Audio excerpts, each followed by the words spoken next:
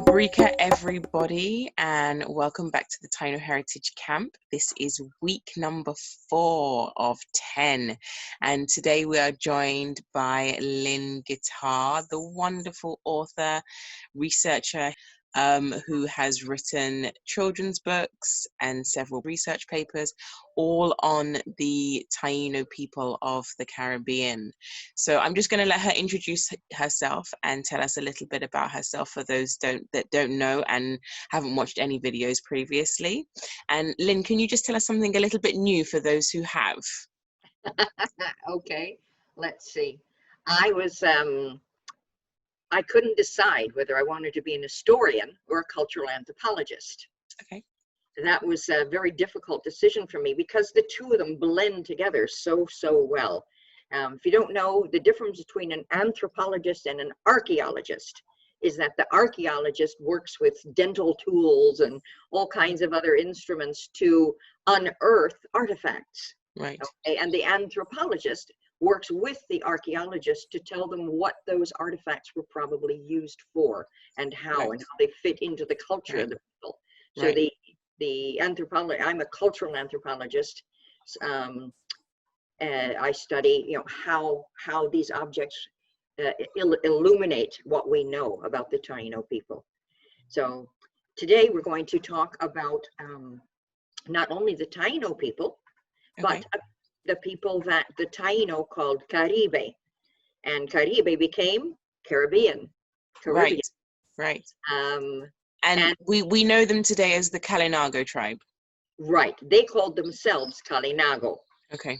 Kalinago, but the Taino called them Caribes, right? Yeah, Caribes, which the Spaniards learned also meant cannibal, or that's the way they understood it. They understood that Caribe meant the fierce people, the cannibals. But we do know today that the Caribe, the Kalinago, did not eat people. They didn't roast or stew them. Yes, well, they did. And a whole lot of indigenous peoples all over the world throughout time had a very similar custom. And that's when they killed an enemy. When they killed an enemy, to honor the sacrifice that enemy made, they would eat little parts of the liver and the heart. And that way they ingested that enemy, and that enemy wasn't totally dead. It was then ingested and taken into. So it was more of an honor than it was like, you have died well with honor. You have died well, and now I am a part of you, and you will always be a part of me, because you can't just forget people that you have killed. Right. Yeah. So that's how, and of course, when the Spaniards saw them eating parts of people, they just assumed that they ate the whole person, but they never did. It was ceremonial, it was ritual, it was religious. Right, of course. Yeah. And you have to respect that, like everybody has these different traditions, Right. So today we're going to be reading a book called The Arrival of the Akani. Akani in Taino means enemy. Okay? Yeah. Because we're not talking just about one enemy. We'll be talking about 2 different enemies. Okay. So we're learning something new today. Yes. Wonderful. Well, let me say that we're going to be covering the time period of April through October of 1490. Okay. So this is 2 years before the Spaniards arrived. Okay. In the Dominican Republic. In the Dominican right, because Republic. in Jamaica they arrived in 1494. It was 2 years later. Right. Yeah. So at this point, the 2 main characters of the series are Kayabó, who is 14 now.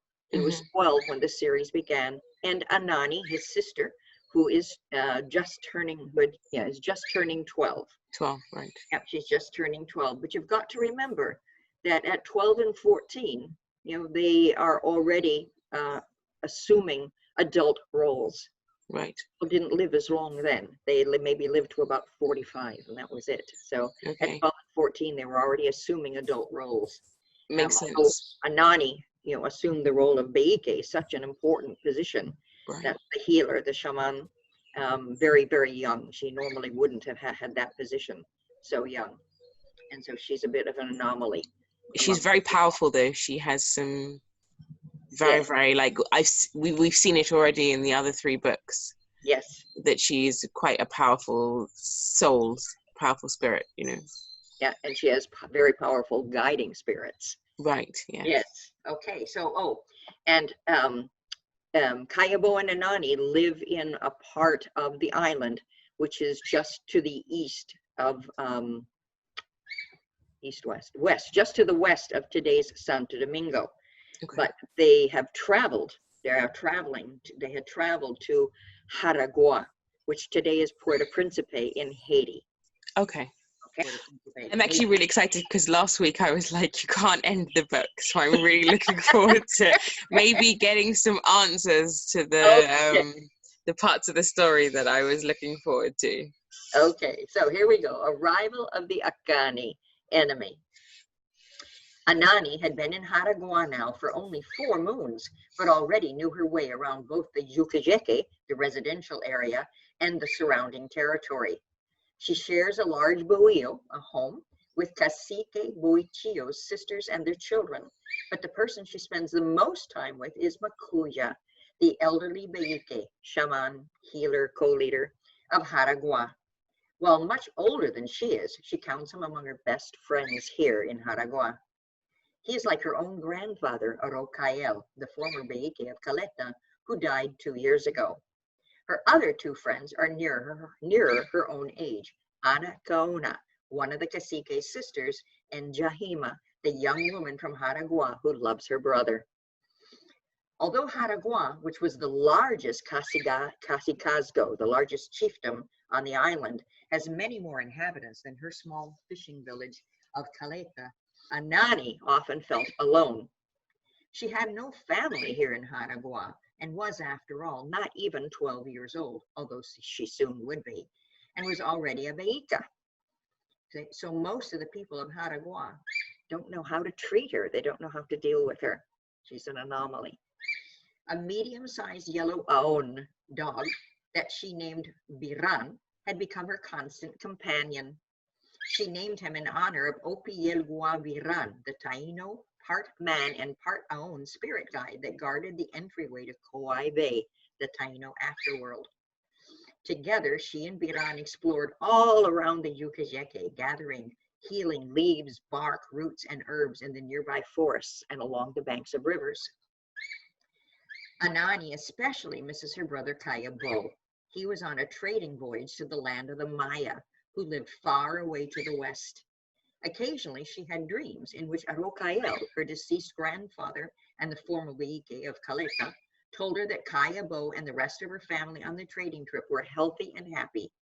And Anani knew that her own personal spirit guide, Atavera, would inform her if Kayabó were in any kind of trouble, just as she had done in the past. Biran! Biran! Where did you go? Anani called out. They were deep in the forest, nearly at the top of the ridge of mountains that were the backdrop to the main residential area of Jaragua. The Aon came running out from behind a thick grouping of bushes, all excited. He nudged Anani's thigh with his head, then turned around and ran back behind the bushes again, then came back to nudge her again and to lead her behind the bushes.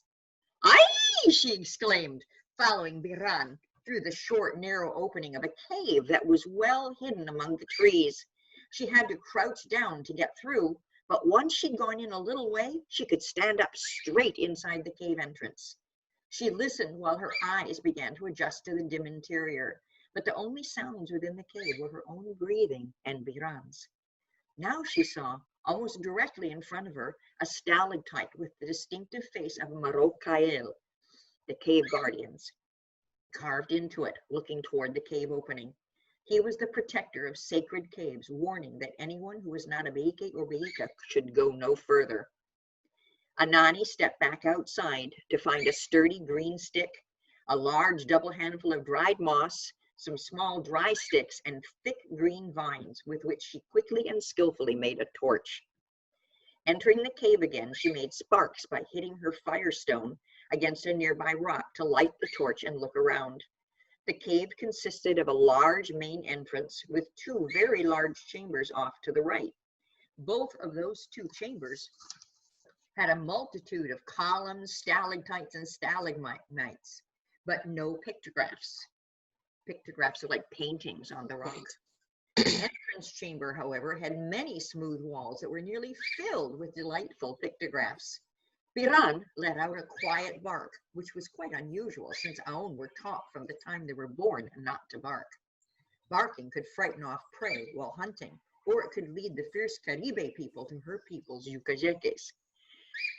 By the way, a small interruption. Many people believe or talk about the fact that the Taino's dogs were mute, that they could not bark. Right. And physical examination of the bones, of the physical remains, shows that there was no reason that they could not bark. I believe that they were trained. So they were just trained very well. Yes. Yes. Biran was looking up, so Anani looked up too. There, directly above her head, was the largest pictograph she had ever seen. It was a perfectly painted outline of an Aon that was longer than she was tall. This pictograph really exists in a beautiful cave that I've been in several times. Beside it was another huge pictograph, this one of a large, long-legged bird, a babijaya. That's Taino for flamingo. Okay. Wow, we had flamingos in Morocco? Oh yes, oh yes. Oh, wow. Do we still have them today? Yes, in Hispaniola, yes. Okay, wow. Okay. It was like the bird she had seen when Makuya took her to visit the large, shallow lake filled with salt water that was a 4-day walk from Jaraguá. Makuya told her that the incredibly pink birds were that color because of the tiny pink marine creatures that were its favorite food, their sea shrimp, saltwater shrimp. In this painting, the babijaya was flying with its wings spread apart widely. Its neck stretched out very long in front and its legs stretched out straight behind it. If you've ever seen a flamingo fly, they look like arrows. They do. Anani spent some time examining the other paintings before her hastily made torch went out. She could hardly wait to tell Makuya about the cave. "Let's go, Biran," she said. She still had to find more anamu before she went back to Jaraguá. It's a plant recognizable by its tiny white flowers on a delicate purple stem. A drink made from the boiled leaves and roots of anamu was excellent for reducing pain and fever, and was especially effective for women who suffered pain during their monthly blood moon cycles. Arocael, her deceased grandfather, whose spirit still talked to both her and Kayabó, had warned her that it was important never to give it to a woman who was pregnant, for it could cause her to give birth before the child was ready for this world. The sunshine was very bright after the darkness of the cave. Anani waited until her eyes adjusted, then looked down the mountain and decided to follow a river that was off to her left. Doing so meant it would take her longer to get back to the it's not really a village, it's almost like a city, it's so big, Jaraguá. Because the river entered a bay a very fair distance to the south of the Yucayeke. But she had never been on that river before, so there was a good chance of finding anamu there. About halfway down the mountain, there was a sheer drop-off, and the river water fell away as a beautiful waterfall. The sun filtering through the waterfall spray created a delightful permanent rainbow. Wow. And this is a real place as well, correct? Oh yes. There was a clear view down from the edge of the waterfall to the bay. Anani paused a moment to enjoy a cool drink of water and the view, when she spotted many canoes full of men approaching the beach. 11 canoes. The rowers were obviously not ordinary hunters or fishermen, and certainly were not traders, since their canoes were small and swift with barely enough room for the men. Their bodies were painted red, and they wore brightly colored headdresses made of parrot feathers in their long black hair. They wore black and white paint on their faces in strange designs, and their armbands and leg bands also appeared to have strange designs, although it was difficult to be sure from so far away. Lying inside the canoes, Anani could see bows and arrows, heavy macanas, those are war clubs, and wicked-looking spears. Before I The Kaninago, isn't it? Ah.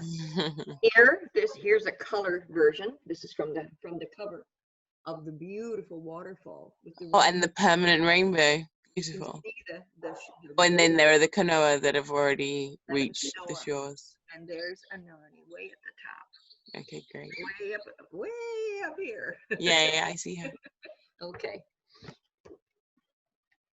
The voice of Atabera, who often spoke with Anani, giving her advice in a soothing, loving voice, suddenly yelled out inside her head, "Caribes! Caribes! Akani! Akani! Enemies! Run, Anani! Warn Boichio!" The frightening tone of Atabera's voice caused Anani to break immediately into a downhill run, veering north and zigzagging around gullies, rocks, bushes, and other obstacles to reach Haragua faster, which also avoiding the Caribes that way. With Piran galloping at her side, Anani arrived in front of Boichio's Kane, the chief's palace, sweating and totally out of breath. Boichio stepped out on the alert that something was wrong, as reported by several of his watchmen and children who heard and saw Anani running downhill even before she arrived. He took one glance at Anani and ordered water for her, then helped her up onto the raised porch of his Kane. He guided her to sit down against the wall under the shade of the thatched roof, where they sat facing each other until she could catch her breath enough to speak. I saw Akani, my cacique, warriors of the Caribe people. They were landing in the next large valley to the south at the mouth of the small river that opens into the bay, the second of the rivers in that direction. How many warriors, Anani? He asked, his face turning pale. More than 60, she answered, still a bit breathless. There were 11 canoas with about 6 warriors in each one. The canoas also carry many macanas, bows and arrows, and spears. Within moments, Boichio's best warriors, Anani counted more than 100, had gathered in front of the Kane with their macanas and spears in hand. Makuya showed Anani how to apply fierce stripes and spirals in red, black, and white paint, using both hands to apply the paint rapidly to the warriors' faces and chests. Anacaona joined them. With all 3 of them painting, it was quickly done. Meanwhile, musicians had arrived with their mayoacanes, hollowed-out log drums, and futos, the shell trumpets, to join the warriors who were chanting louder, ever louder, and pounding their macanas on the hard-baked ground in rhythm with the war chants. When all were painted, Makuya handed Anani a bowl full of dried cohiba, tobacco leaves, and a chin, a little bit, of the incense called cope, which she lit and raised to the heavens. Its smoke rose into the air as she turned first east, then south, west, and north, while Makuya chanted in a strong voice that rose above even the war chants of the warriors. Instead of calling out for strength to their ancestors, he was pleading for help from the most powerful of their spirit guides, Guaban Sex, the female spirit of the hurricane. She was called the Destroyer. While sounding his sacred maraca by hitting it hard against his left hand, he asked for Guaban Sex's help in destroying the Akani, who had landed nearby. Cacique Boichio leaped off his terrace to join his warriors, now wearing his crown of brilliantly colored feathers, fierce black, white, and red war paint on his face and chest, and his shining guanine, a medallion made of guanine, a type of bronze. Boichio was carrying an impressive heavy stone manaya, a heavy stone axe that had been used in battle by his ancestors for many generations. Anacaona had leaned over to shout this about the manaya in Anani's ear. The drumming and trumpeting had risen to a deafening crescendo, and all the warriors were frenziedly chanting and pounding their macanas when Boichio screamed out, "Guazabara! Guazabara! Warriors! Warriors!" and began to run southward, followed by all of his warriors shouting, "Guazabara!" The musicians stopped playing as the warriors' cries faded away. The sudden silence was so intense after such fierce noise, and Anani was so tired from her frantic run down the mountain that she collapsed to the ground where she was, as if all of her strength had run out at once. Makuya lovingly carried her to the buio beside his canoe, accompanied by Anakona, who ran ahead to tie Anani's hamaka to the center pole. The warriors returned to Jaragua a few hours before dawn, carrying more than a dozen of their own dead with them, whom they laid on woven mats in front of the cacique's canoe. All of their war paint had been washed off back at the river, and the blood had been washed off the weapons and all of the bodies, both living and dead. Cacique Boichio stood in front of his canoe, looking at the dead bodies lit by the pale light of Caraya, the moon. He waited until all the surviving warriors had been met by their families, and until the families of the dead had finished weeping. Finally, everyone had gone to their hamakas except those who volunteered to watch over the dead throughout the night. He was about to enter his canoe and seek his own hamaka when he spotted Anani watching him from just outside the entrance of the buio next door. He motioned to her to join him.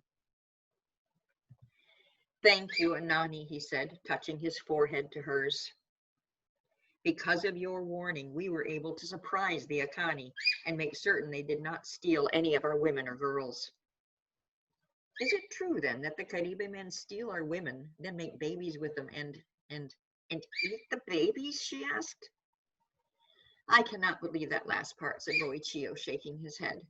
"I do not want to believe there can be a man so cold-blooded anywhere who would knowingly eat his own child. But that is what some say. Nonetheless, it is true that they steal our women. My father told me it's because they are hunters and warriors and brought no women of their own with them from the mainland.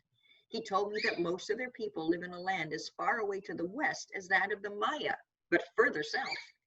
And what did you and your warriors do to those Caribe men?" she asked, looking first at the dead bodies of so many of Jaragua's warriors, then up at the cacique. Boichio could not meet her eyes.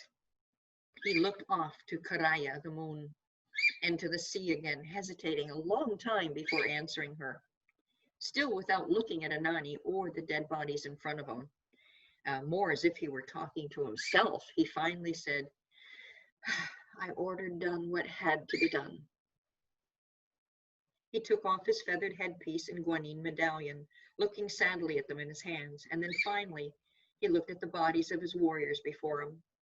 From a small beaded pouch tied to his belt, he removed a necklace and handed it to Anani, saying, "Keep this as a reminder of today, Anani.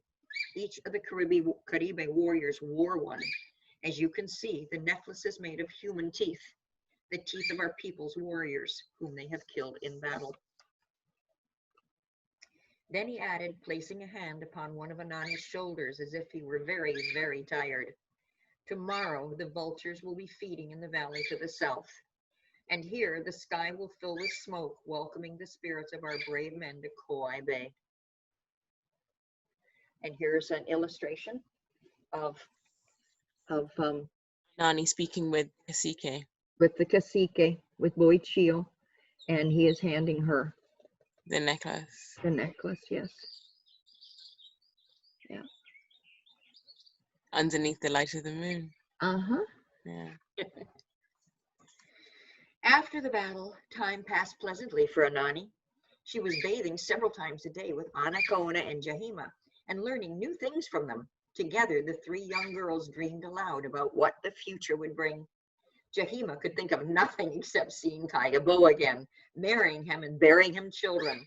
She constantly asked Anani for stories about his childhood and for endless repetitions of how the two of them had saved the people of Caleta from drought, as well as how Anani, with help from their spiritual mother Oracabessa, saved Kayabó's life and thus became a Baika. Anakona tried to imagine with her two friends who her husband would be. She knew that her brother Boichio would one day order her and her younger sisters to be married to other caciques, which would help him to build stronger alliances with the leaders around the island beyond the border because of Aragua. Tainos had political allegiances through their marriages, very similar to a lot of tribes across the world, Europe, India. Yep. And the Tainos were no different. Like a marriage was a political allegiance. Yes. Right. Yep. It made various leaders into family members. Right. And then you have obligations to family. Yes. So, yeah. Yeah. So both Jahima and Anakona, however, felt sorry for Anani. As a Beika, they knew that she could never marry. So Anani focused instead on learning how to create better and more beautiful ceramics and the sculpted wooden bowls, so renowned for their beauty of Jaragua. And can I just stop you? Yes. The reasoning behind a Behike not being able to marry. Very often, the people who were chosen as Behike or were born to be Behikes were people of both genders. They were transsexuals. Right. So that they could deal better with all of the spirit guides and all of the people. Nani was a female, and many of the shaman were also male, but they weren't allowed to procreate because it touches you with the spirit of other people. Spirit. And yes, so of other people more. What is entering you from the ancestral world, it wouldn't necessarily be as pure. Right. If you think about it, it's interesting. I was raised Catholic, and Catholic priests cannot marry. So they can much be the the same father reason. of all of their people. Right. And they don't have to, because once you have a family and children, you think of them first. Right. Whereas the Beike and Catholic priests, were to be the fathers of all. Right. And not to have, a special. Right. And so that's probably because all throughout time we find this, that the shaman were rarely allowed to marry. Right. But Anakona, by the way, was an excellent teacher of both wood carving and ceramics. Okay, but Anani missed her own sisters and mothers. She also continued to learn more about the healing arts and new stories about the ancestors and founding spirits from Makuya. She was even able to share some healing secrets and stories with Makuya that she had learned from Rocael, her beloved grandfather. Just 1 month after her 12th birthday, half a year now since Kayabó and the others on her family's trading voyage had left Jaragua for the land of Maya, Anani experienced her first blood moon. "It is time for your coming of age ceremony," Makuya said that day, having come to the buio that she shared with Cacique Boichio's sisters. He leaned over her hamaka to touch his forehead to hers and continued, "On the 5th day of your moon blood, when you can travel, we will go to the cave that you were shown, the cave with the giant pictographs of the Aon and Babijaya in flight. You must have been sent there for a reason." He knelt down to pet Biran, saying to the Aon, "Watch over her. She's very special." And he smiled up at Anani before leaving. He turned around at the door of the buio, saying, "I almost forgot. Do not eat anything for the 4 days before we go up the mountain. Just some tea made from the leaves of digo.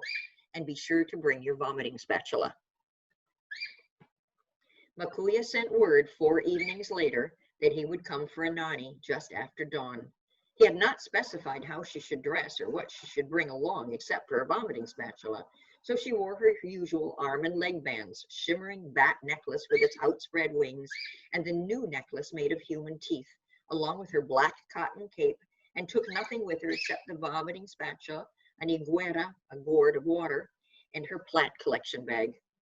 She was waiting outside the buio when Gwe, the sun, arose.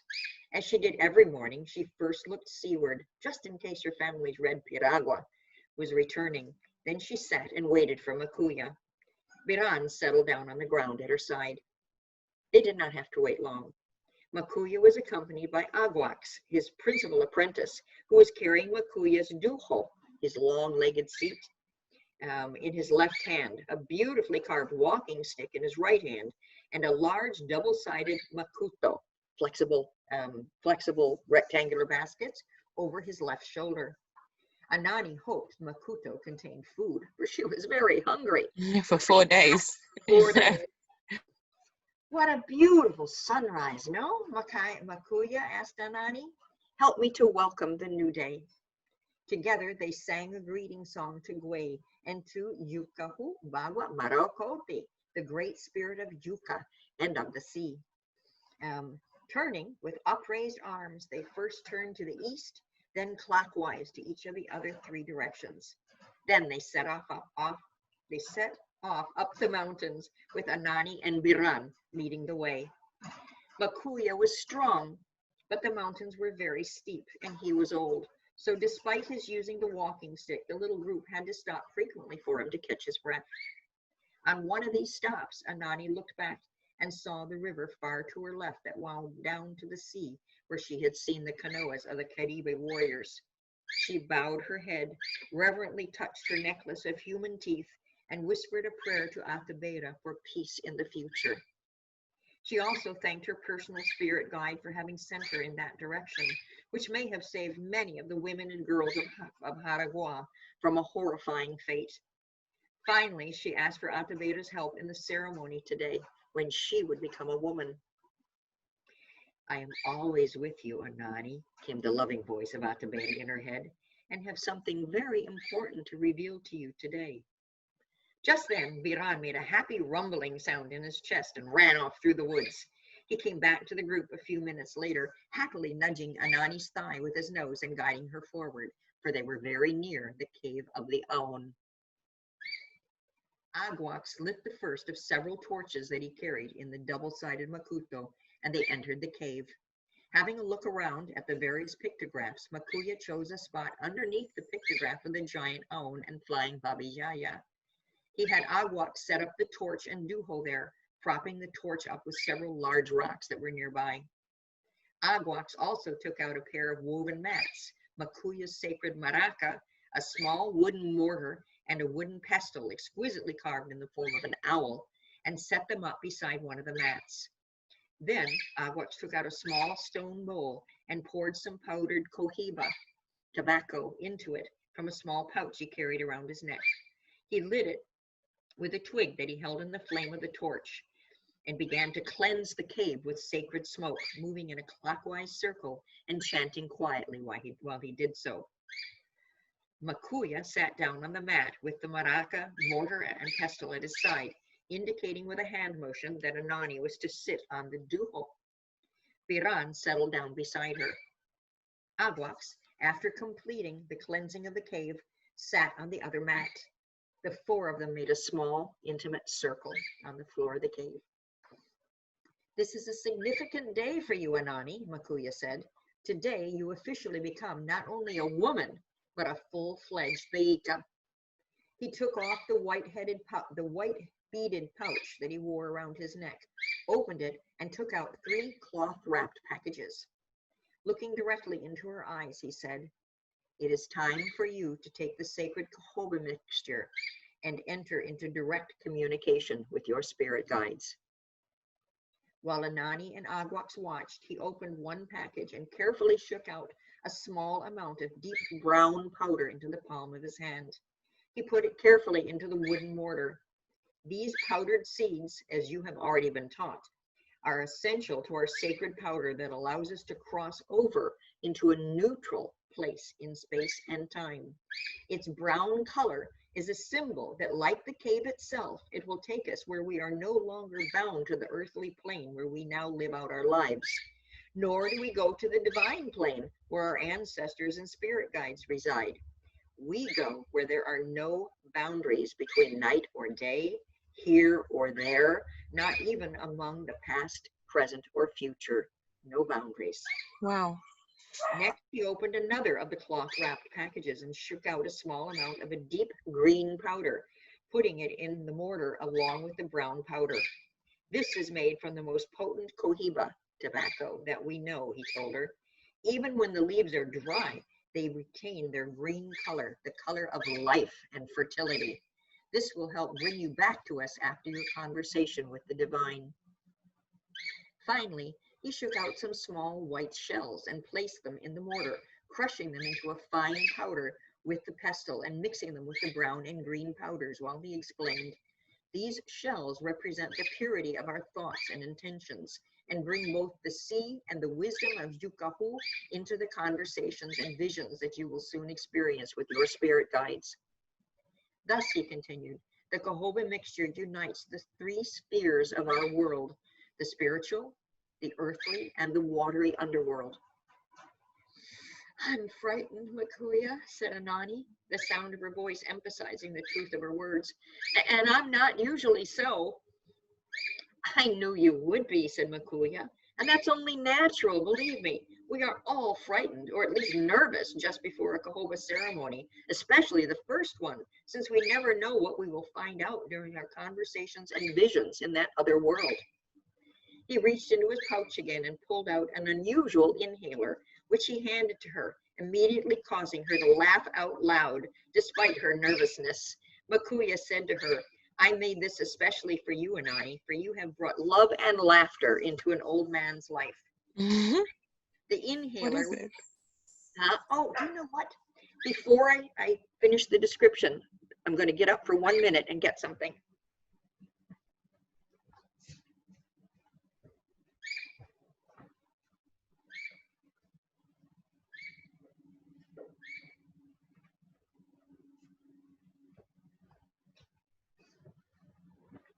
I should have done this earlier and I didn't think about it. Oh, wow. He has a very big smile. He has a very big smile. Okay, the inhaler was in the form of a human, made with a huge smile on his face. His legs were sticking straight up into the air. The legs were hollow tubes, like nasal tubes. And where his genitals would normally be, he was a hollowed out opening to set into the Kayabó powder. So you, Okay. Right. Yep, there he is.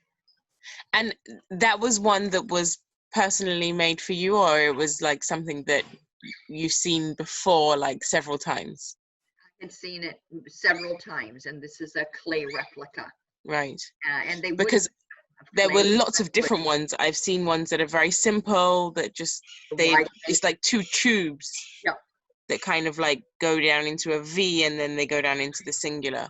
Yeah. And then there are some that are very intricate like this. Right. But I love that. That's beautiful. What's his name? We don't know. Okay. We don't know.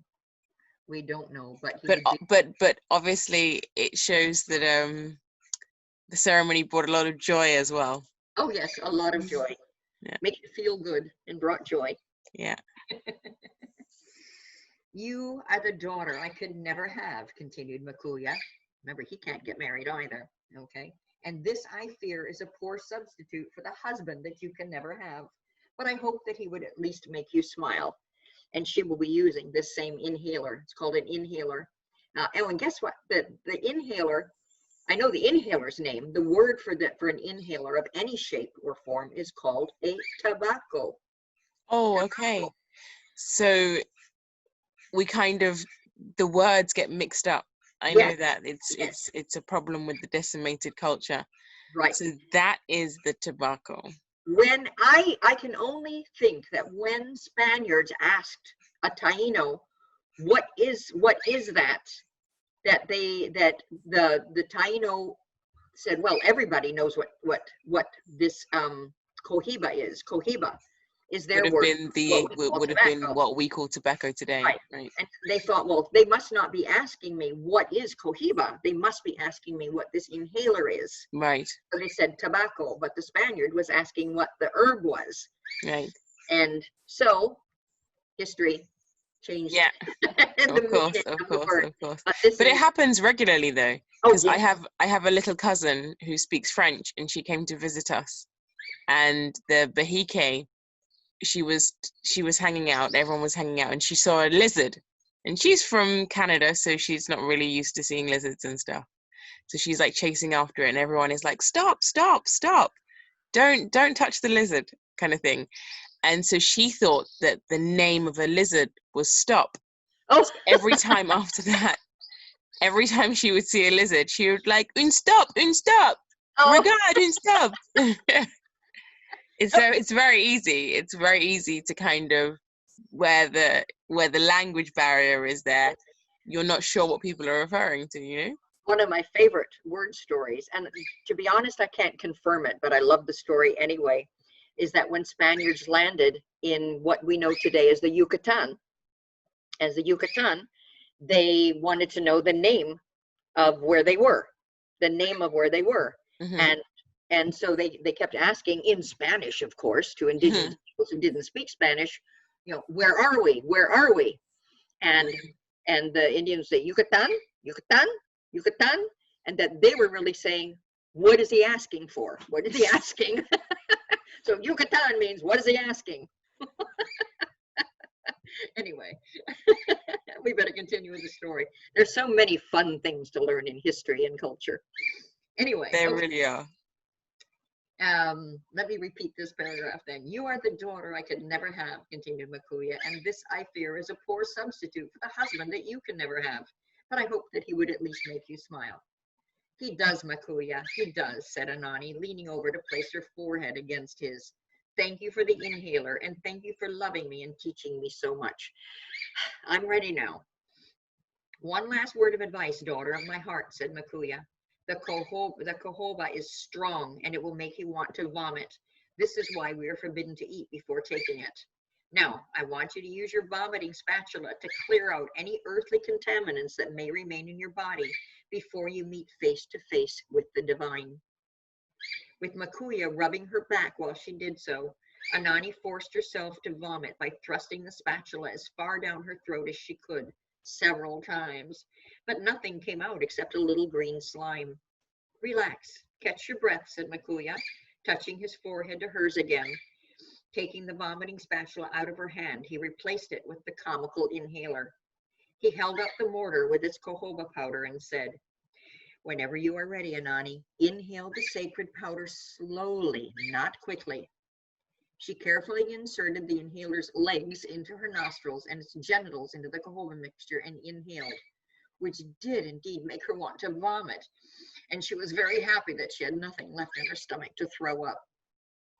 Meanwhile, Makuya began to chant loudly and play his maraca, smacking it rhythmically against his left hand, while Aguax began to blow the fatuto that he had also carried in the makuto.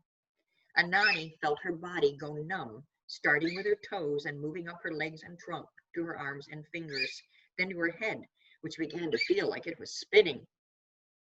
Makuya lay down his maraca for a moment to reach out with both hands and gently eased Anani down into the chair, the duho, guiding her head and neck onto the supports that were built into the duho's inclined back. Then he settled onto his mat to await her return. As Anani's spirit left her body, Biran let out a very loud, long, and drawn-out howl. Then he laid his head on Makuya's lap while he too awaited Anani's return. Oh. Anani's head was still whirling, and she felt lighter than air as she left her body behind and spun up a tunnel of light, faster and faster. For a short while, she could hear the sounds of the fatuto and maraca, but they quickly faded away, replaced by a confusing sound as if myriad voices were speaking all at once. I want to show you before I go on. This is an illustration of Anani sitting on the duho. And you can see that she's spinning up and up into the air. Yeah. Whoops. That duho has like a very high back as well. Yes. So I'm assuming that the high back duhos would have been for ceremonies like this, and then the shorter back ones would have been for like sitting and meetings and stuff, because there were a variety of different stools. Right. Yeah. Well, for these ceremonies of Hohola, you lost consciousness, and so this long-necked one, as I say, actually would support right the neck so you don't fall over. Right, yeah. Of course. Okay. Her spinning sensation slowed somewhat as the tunnel of light revealed itself to be filled with the light of a multitude of suns and stars, and finally it slowed even more as the light of the suns and stars against the darkness of the tunnel turned into the blue-white color of a cloud-filled sky. The multitude of voices faded away, and against the blue sky she could see herself tumbling in the air. It was her that she saw, as if from a distance, yet she was herself too. It was very confusing, but she felt safe because she was attached by an umbilical cord to her birth mother, Naneke. And she could clearly see that Naneke was attached by an umbilical cord to her own birth mother. And on, she could see hundreds of mothers and daughters attached by their umbilical cords too. Ataveira. She recognized Ataveira immediately, not only because she was attached to all of the mothers, but also because she was both a human woman and a softly glowing moon at one and the same time. Anani, my daughter, the glowing figure that was Ataveira called out in the loving voice that Anani knew so well, and she reached out to place her forehead gently against Anani's. She's actually touching the forehead of her spirit, of Ataveira. And she held Anani in a loving embrace. For several moments that seemed both very short and at the same time eternal, the two women simply enjoyed each other's loving embrace while floating in the deep blue sky. Anani, you know how proud of you I am, said Ataveira softly. You are growing up into a very charming and wise young woman, and it is absolutely necessary that this be so. You will be needed to guide your people during the most troubled times that have ever befallen them. What do you mean, my moon mother? Asked Anani, reluctantly breaking the warm embrace to look into Ataveira's eyes. Let me show you instead, said Ataveira, enfolding Anani in her arms again as they plummeted further down the blue tunnel, down and down, until Anani could see a green island below her, with its majestic mountains and blue-green lakes and rivers surrounded by the azure sea. There is your island, said Ataveira, and there is Caleta, your home, she indicated, pointing below to the southern part of the island. But I am taking you to the north, she said, and she zoomed across the island and again down, down, down until Anani could see what looked like a giant bird with white wings against the backdrop of the northern sea. Giant bird with wings, white wings. Closer and closer they dropped until Anani could see it was not a bird, but a piragua of some kind with more white cloth than she had imagined there was in all the world, billowing out so that it caught the wind and moved the boat along faster than a bird could fly. She and Ataveira continued to drop down closer and closer, and Anani could now see the waves and the humans on the boat. The humans, however, were a sickly pale color and with hair in places where they should not have hair. They had hair on their pale faces as well as on their heads. And as they got even closer, she saw that many of them had thick black hair on their arms as well. She could not see where else they might have hair, though, because most of their bodies were covered with cloth. Who is it that they're seeing? So she's having her first Vision. premonition of the Spanish. Yep. Vision of the Spanish. So wow. Premonition of the arrival of the Akani. And that was 2 years before. Yes. Anani is very powerful. Yes. So arrival of the Akani. We have two different. Ataveira said, those are the most dangerous Akani our people will ever encounter. There are not so many of them, said Anani. In fact, there appear to be fewer than the Caribe warriors that Cacique Boichio and his warriors eliminated quite easily. I would that they were the only ones of their kind, said Ataveira, sighing with sadness. They came this time with 3 ships, but one with all of its crew left for the island of Boricua, Puerto Rico, to the east. And the largest of the 3 crashed against a coral reef. So the Arija, the strangers that you see below, left many of their men behind in the land of Cacique Guacanagari. Many, many more will come, more than you can possibly count. Mm-hmm. What can we do, Ataveira? Asked Anani, beginning to understand the seriousness of this vision she was seeing. And I don't know if you remember way back to the very first book that Araucael had told them that the Beike who trained him had found water in a drought, but he had to make a pact. He had to make a pact, right? Guiding spirits that the strangers would not come, the enemies would not come. And then when they collected water, they didn't do that, did they? No, because he made a pact that they would get the water, but the Akani would not come. But now they are coming. What can we do, Atabeira? Asked Anani, beginning to understand the seriousness of this vision she was seeing. Save what you can, my daughter. You will be in charge of saving what you can of our people, of our values, and of our language. Teach the children and preserve as much of our history and culture as you can. The Akani can take over our land, but they cannot take over our hearts and our souls. And I think that now we're trying to heal that wound still. Yes, we are. Yes, we are.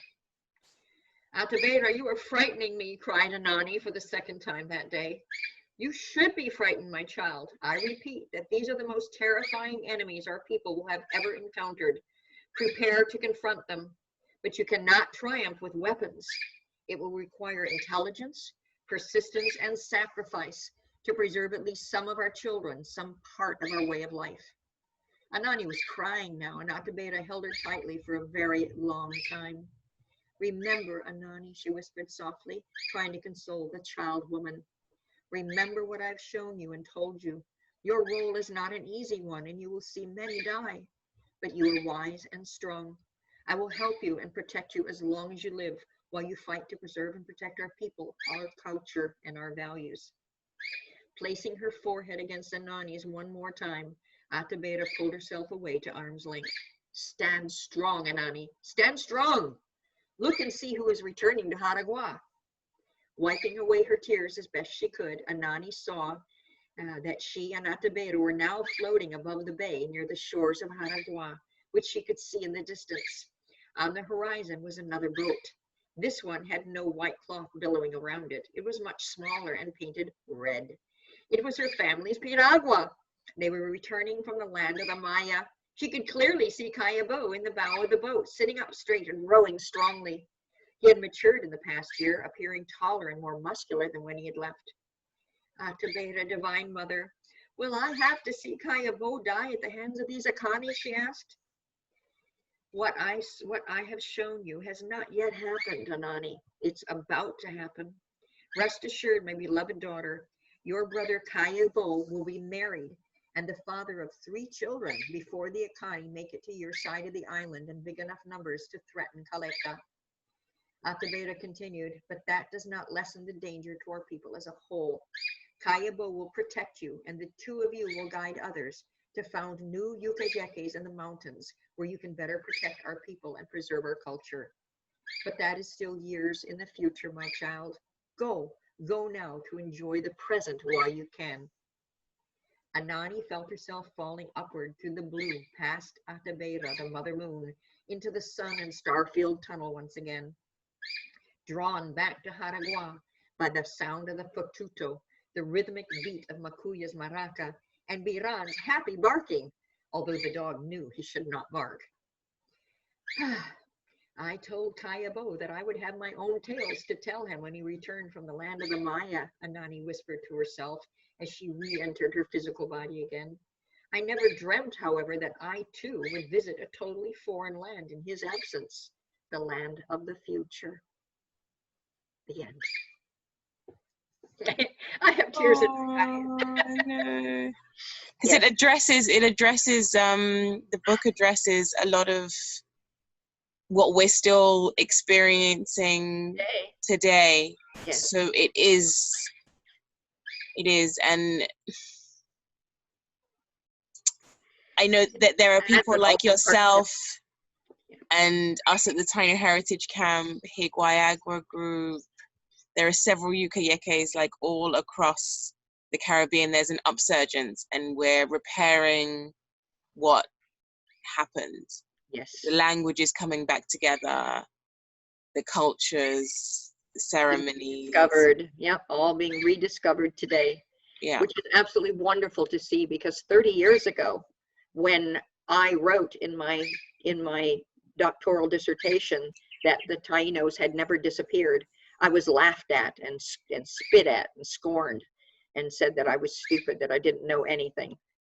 And but myself, Jorge from Iguayagua of the Taino of the Caribe, and many others have now begun the research anew and reading the documents and learning from their ancestors, learning from their grandmothers, their grandfathers, their mothers. And it's wonderful, wonderful, the resurgence of the Taino culture. By the way, I want to, and Jorge and I just talked about this, I think 2 nights ago. The word Yucayeke actually means residential area. Residential area. The cacique had a cacicazgo, and that was his chiefdom or his tribe. And that's what we're really forming today, our cacicazgos. But somehow people have gotten the term Yucayeke and now using the term Yucayeke instead of cacicazgo. But Yucayeke was a residential area. Yeah, we have to be quite forgiving though of these Oh, yes. mistakes. Yes. And, oh, and I think that is one of the things that we have to be we have to go slow, and we have to be very forgiving of any errors that we make, and just be honest about them, and then try to correct them in the future to make sure that things are as correct as possible, you know. Right. But it's a beautiful story, and it's a part of the history as well, you know, and it's very necessary to tell. I'm looking forward to next week though, because I want to hear the adventures of the trade. And I Yes. never knew that a trade would necessarily take a year. Oh, yes. But it was quite a distance. Right. But they wouldn't trade with just one group. They would trade with many. They would stop and trade with different, right, because you'd have to have water stops, food stops, and then as you're doing that, you would be trading as well. Yeah. Which makes sense. Book 5 is called What Will the Future Bring? What will the future bring? So we'll explore it a little more, and this time it'll be from Kayabó's viewpoint. Perspective, right? Yeah. Yes. So I'm really looking forward to next week, and thank you so much for joining us on this beautiful Sunday morning, Lynne. So for more information on Lynne's books, you can check out our website at Taino Heritage Camp. The link is down below, and also you can follow us on Instagram and Facebook, and again those links are down below. So don't forget to subscribe and click the notification button so that the next time we have a story coming from Lynne and other authors and etc., you guys can get those notifications. So thank you, Lynne, for joining us. Thank you all so very much. Take care and enjoy the rest of your day. Oh, you too. All right.